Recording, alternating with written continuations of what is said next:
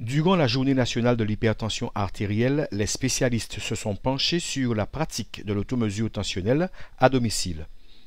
Au cours de la séance démonstrative qui se tenait dans le hall d'accueil du CHU de Pointe-à-Pitre, les visiteurs découvraient les avancées technologiques du nouvel appareil et son confort d'utilisation.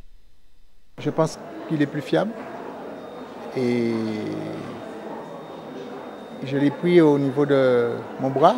Bon, maintenant, il y a l'appareil qui comprend au niveau du poignet.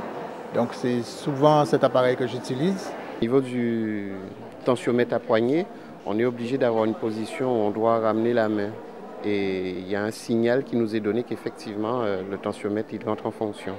Tant qu'on ne trouve pas la bonne position, on est obligé d'avoir la main, de trouver la bonne position pour justement que le tensiomètre entre en fonction. Et ici c'est différent, je vois que peu importe la position que nous sommes, la tension est prise le plus rapidement que possible. Une règle de 3 est à observer lorsque l'automesure tensionnelle est pratiquée à domicile. Les patients, une fois qu'ils sont éduqués, peuvent eux-mêmes prendre leur tension artérielle à domicile, selon la règle des 3, c'est-à-dire 3 mesures le matin, 3 mesures le soir, pendant 3 jours consécutifs, la semaine qui précède la consultation médicale. Ces mesures se font effectivement toujours au repos. On fait la moyenne, ça donne une évaluation du niveau de pression artérielle du patient et c'est beaucoup plus représentatif qu'une mesure prise ponctuellement au cabinet médical. Les conséquences fâcheuses de l'hypertension artérielle sont de plusieurs ordres.